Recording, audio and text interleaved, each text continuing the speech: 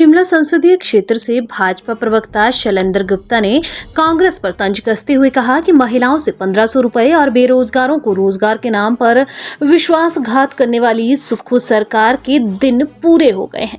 ना महिलाओं को हर माह 1500 रुपए मिले हैं, ना ही बेरोजगारों को रोजगार। ऐसे में बेरोजगारों और महिला शक्ति का सुक्खू सरकार को श्राप लगेगा और आगामी चुनावों में कांग्रेस का सुपड़ा साफ होगा। शैलेंद्र ने कहा कि काठ की हांडी बार बार नहीं चढ़ती। पिछले विधानसभा चुनावों के दौरान इन्हीं कांग्रेस नेताओं ने एक नीले फॉर्म भरवाकर महिलाओं को हर माह 1500 रुपए देने की घोषणा की थी। नीयत में खोट था, इसलिए जीतने के बाद 1500 रुपए महिलाओं को देने का वादा पूरा नहीं किया। भाजपा प्रवक्ता शैलेंद्र गुप्ता ने कहा कि अब फिर चुनाव आ गए हैं, तो इस बार भी सुक्खू सरकार ने इसी तरह के फॉर्म भरवाकर महिलाओं को 1500 रुपए देने का वादा किया है, लेकिन इस दफा महिलाओं को बेवकूफ नहीं बनाया जा सकता। लोकसभा चुनावों और विधानसभा उपचुनाव में 26 लाख महिलाएं सरकार को सबक सिखाने को तैयार हैं। फॉर्म भरवाकर महिला शक्ति को बेवकूफ बनाने की राजनीति को महिलाएं ही विराम लगाएंगी और कांग्रेस जैसी झूठी सरकार को करारी शिकस्त देने में अहम भूमिका निभाएगी।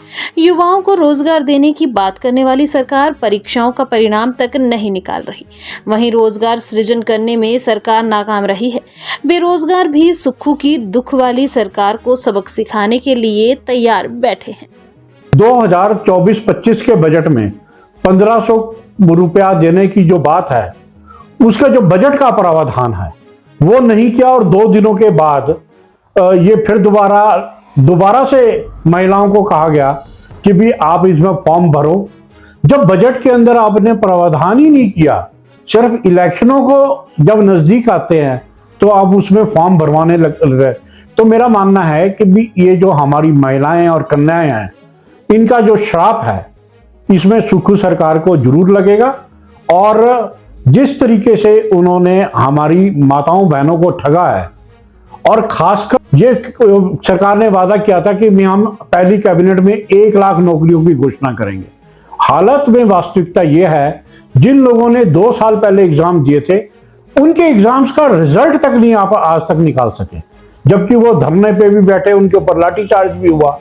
तो ये जो श्राप है बेरोजगार युवाओं का और हमारी प्रदेश की माताओं और बहनों का जो श्राप है वो जरूर 26 लाख महिलाओं का और कम से कम 5 लाख जो हमारे बेरोजगार युवा है उनका जो श्राप है वो सुक्खू सरकार को जरूर लगे।